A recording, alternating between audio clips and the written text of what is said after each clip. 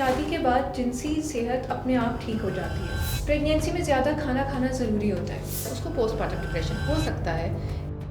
Pregnancy में चाय या कॉफ़ी पीना बेबी के लिए नुकसानदेह हो सकता है। नॉर्मल डिलीवरी से जो फ़ायदा होता है बच्चे को, जब पीरियड्स के दौरान नहाना मना होता है। लेकिन अगर ये दर्द की नौयत बहुत सीवियर हो जाए। अस्सलाम वालेकुम, कैसे हैं आप सब? उम्मीद है कि आप सब खुश और सेहतमंद होंगे। आज हमारे साथ मौजूद हैं गायनेकोलॉजिस्ट डॉक्टर खतीजा खान। अस्सलाम वालेकुम, कैसी हैं आप? वालेकुम सलाम, मैं ठीक हूँ जी।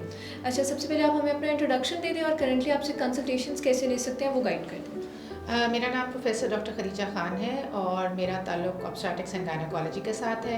मैं इस शोबे के साथ 15 साल से ज़्यादा के अरसे से मुंसलिक हूँ और मैं अपनी प्राइवेट प्रैक्टिस इकरा मेडिकल कॉम्प्लेक्स अकबर चौक जौहर टाउन एक्सटेंशन वाली जो बिल्डिंग है वहाँ करती हूँ और फैसल टाउन में खैरुन्निसा हॉस्पिटल में करती हूँ। और अगर आपने मुझे अपॉइंटमेंट लेनी हो तो आप मरहम के थ्रू मुझसे अपॉइंटमेंट ले सकते हैं।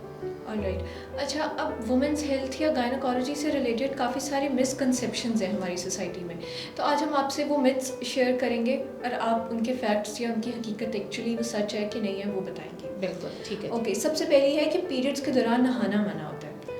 पीरियड्स के दौरान नहाना बिल्कुल नहीं माना, बल्कि पीरियड्स के दौरान तो हमें अपनी हाइजीन का ज़्यादा ख्याल रखना चाहिए ताकि सफाई रह सके। जिस्म के निचले हिस्से को बार बार साफ़ करना चाहिए ताकि सफाई रह सके और इन्फेक्शन होने के इम्कान कम रह सकें। और इवन नहाने से जो हल्की फुल्की दर्दें होती हैं पीरियड्स की वो भी बेहतर हो जाती हैं और फीमेल ज़्यादा फ्रेश फील करती हैं। ऑलराइट, नेक्स्ट है पीरियड्स के दर्द में दवाई लेना बुरा है सेहत के लिए। पीरियड्स के दर्द में अपनी ज़िंदगी को बेहतर बनाने के लिए हल्की फुल्की दवाई ली जा सकती है, जैसे कि सिंपल पैनाडोल, डिस्प्रिन। लेकिन अगर ये दर्द की नौयत बहुत सीवियर हो जाए या हमें लगे कि ये दर्द के साथ कुछ और मसाइल भी हो सकते हैं तो खुद से सेल्फ मेडिकेशन मत कीजिए, बल्कि अपने डॉक्टर से रुजू कीजिए ताकि वो देख सकें कि इसकी वजह क्या है, उसकी वजह को ट्रीट कर सकें। ऑलराइट, प्रेगनेंसी में ज़्यादा खाना खाना ज़रूरी होता है। प्रेगनेंसी में ज़्यादा खाना खाना ज़रूरी होता है, लेकिन इतना ज़रूरी नहीं है कि हम 2 लोगों के लिए खाना खाना शुरू कर दें। ये एक मिथ है कि प्रेगनेंसी हो गई तो आपने 2 लोगों का खाना खाना है।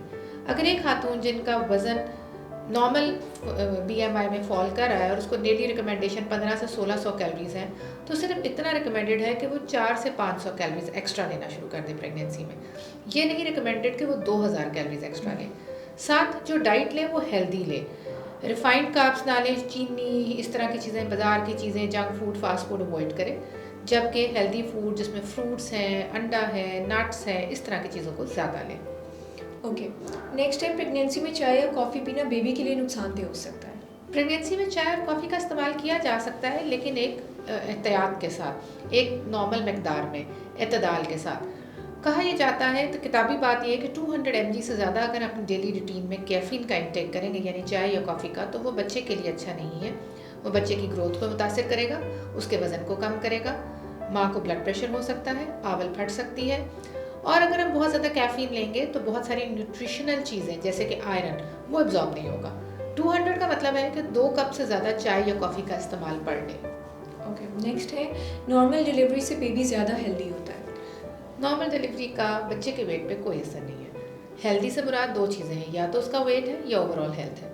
हाँ, नॉर्मल डिलीवरी से जो फ़ायदा होता है बच्चे को, जब नॉर्मल डिलीवरी की सूरत में बच्चा माँ के रिप्रोडक्टिव सिस्टम से गुजरता है तो उसमें लंग्स जो होती हैं उनकी मूवमेंट इस तरह होती है कि पैदाइश के बाद बच्चे को लंग्स की प्रॉब्लम्स, जिसको रेस्पिरेटरी डिस्ट्रेस सिंड्रोम या ट्रांजिएंट टिकेपनिया हमारी ज़बान में कहा जाता है, ऐसे चांसेस होने के इम्कानात इन चीज़ों के कम हो जाते हैं। ओके, नेक्स्ट है डिलीवरी के बाद घी खाना ज़रूरी है ताकि जल्दी सेहत मिले।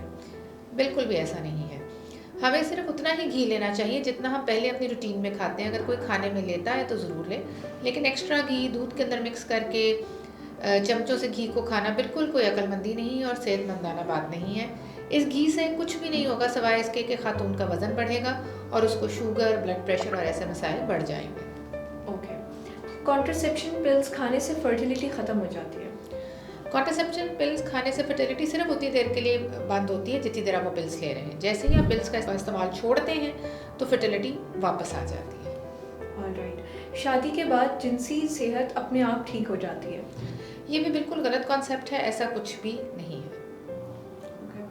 पोस्टमार्टम डिप्रेशन सिर्फ कमज़ोर औरतों को होता है। पोस्टमार्टम डिप्रेशन का ताल्लुक कतन भी खातून के वज़न से नहीं है।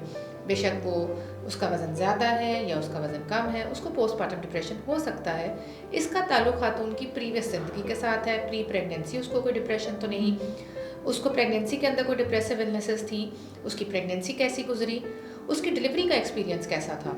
ये तमाम चीज़ें फ़ैसला करती हैं कि खातून को आया पोस्टपार्टम डिप्रेशन हो सकता है या नहीं। ओके, नेक्स्ट है पीरियड्स के दौरान एक्सरसाइज नहीं करनी चाहिए।